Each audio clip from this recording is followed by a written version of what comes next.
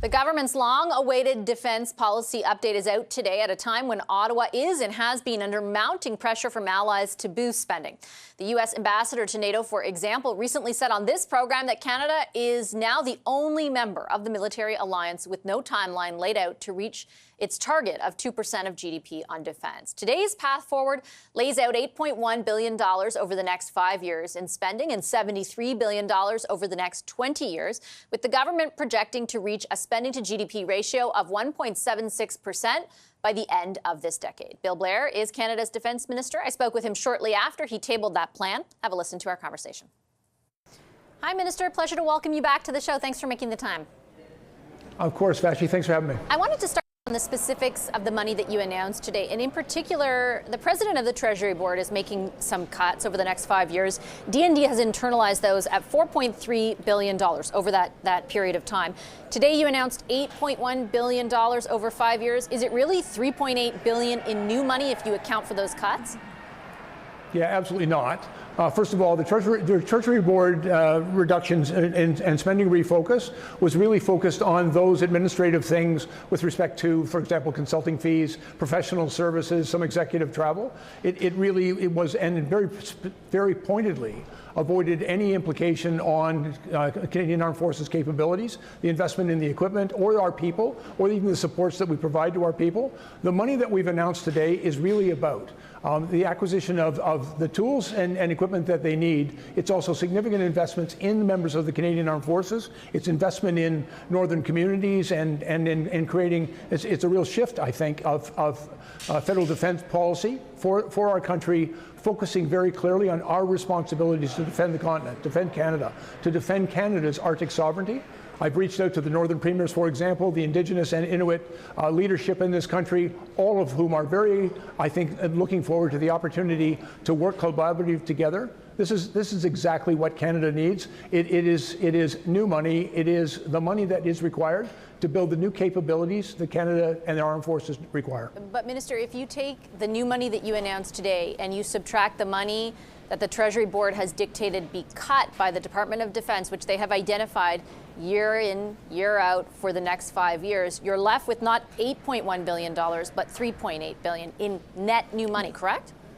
Yeah, well, if you just want to look at it in terms of a dollar versus a dollar, but these are not the same dollars. These are the dollars the Treasury Board asked us to refocus and reduce spending on were in administrative processes around consulting fees, professional services.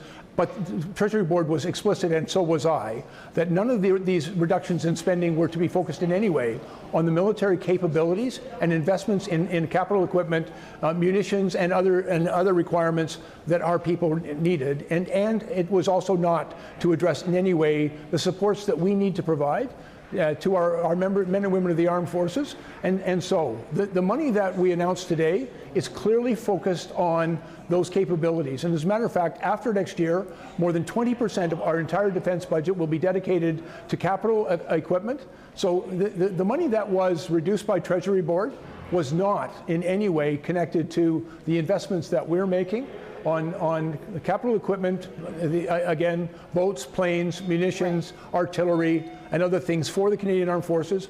And it does not in any way detract from the spending that we will be doing to support men and women of the Canadian Armed Forces, to improve our recruitment, to improve our retention, to address legitimate concerns that they have with respect to the affordability of housing, access to child care, family health care, all of those things. Those are the things that we're investing in.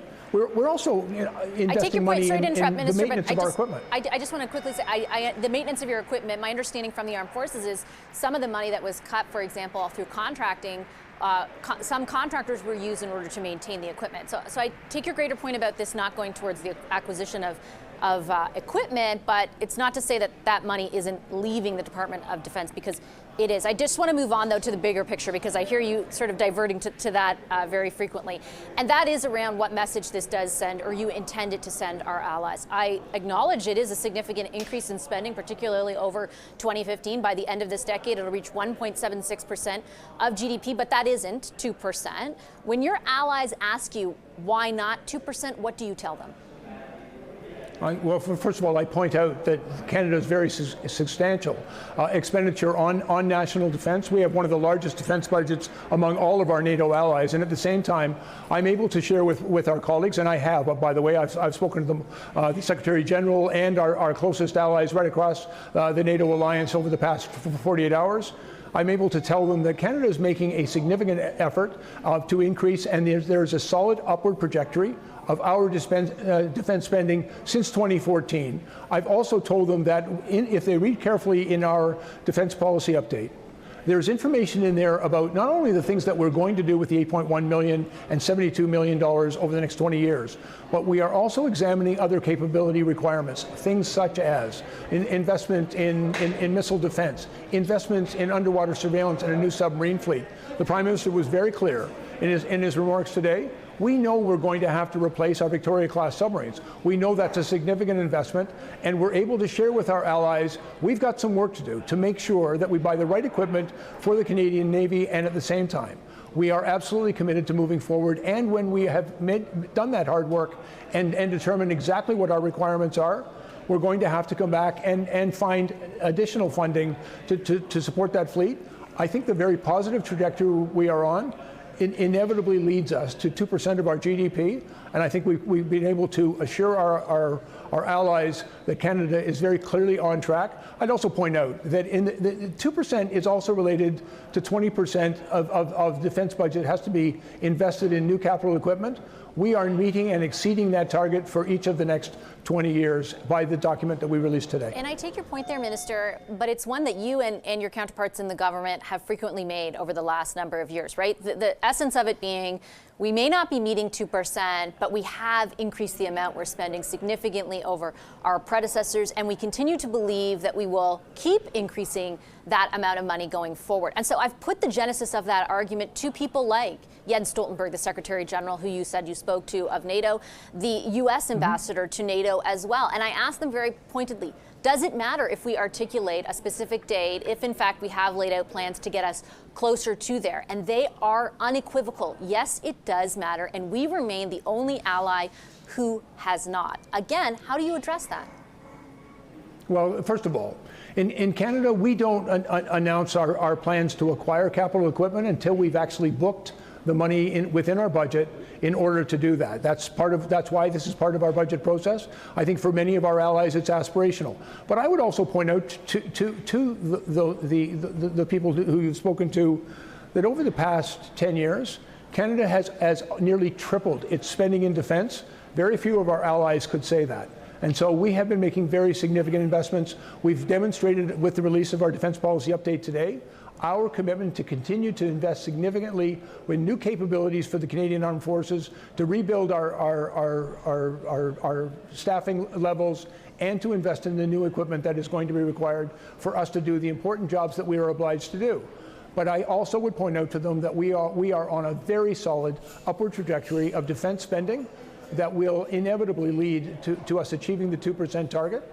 I think the plan that we've put forward is realistic, it's concrete, it is material, and it's relevant. And I would invite our allies to look through that document very carefully, because I think it really does show our government's commitment, but also the commitment of the Canadian Armed Forces to get the job done. Do you concede, Minister, though, that they might not buy into everything you're saying, given, for example, that in 2017, when your government first released its original white paper on defense policy, since that point, more than $21 billion of promised spending has either been lapsed, reallocated, or not allocated at all?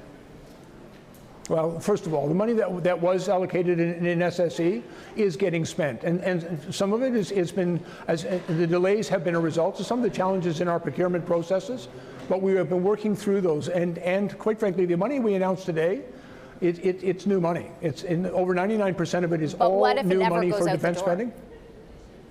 I'm sorry? But what if it never goes out the door, Minister? $21 billion is not nothing.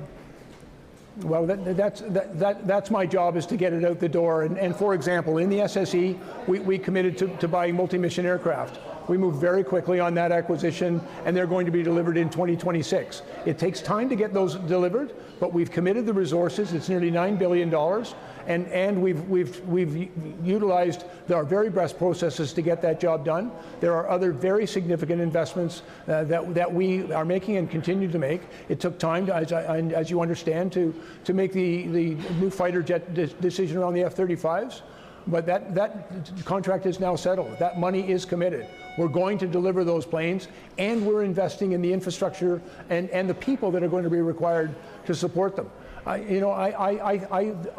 talked to my defense colleagues right around the world. All of us are facing the same challenge in our procurement processes. The two big difficulties that every defense minister has is getting the money and spending the money. We are working with all of our partners in industry and also within our government to find the most efficient way to get the job done. We now have a clear budget.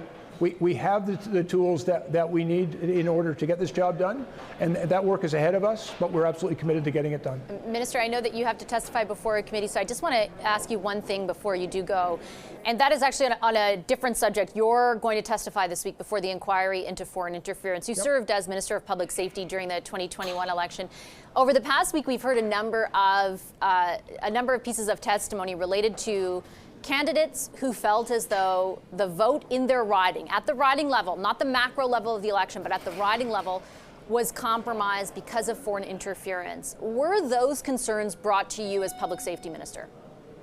No, they were not. I was not aware of that, but I followed very carefully the testimony of a number of my colleagues and former colleagues at the inquiry. I'm looking forward to my opportunity to testify on Wednesday. I just want to be clear, though, because the impression I have from the Prime Minister is your government at the cabinet level felt as though the overall integrity of the election was not compromised. Did you or did you not have a sense that the riding level at some constituencies, some constituencies at the riding level were compromised? Did that ever come to your attention? No. Did you ever ask about it?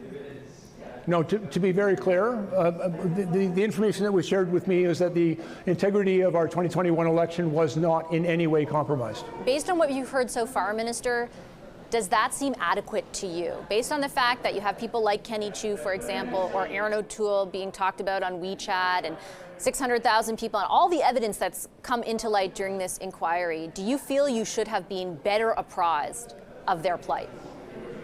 Again, I wasn't aware of the experience either Mr. Chiu or Mr. O'Toole were having. I've read about it in their subsequent testimony, but that information was never brought to my attention. What was brought to our attention was the assessment of our officials that the election integrity was not compromised.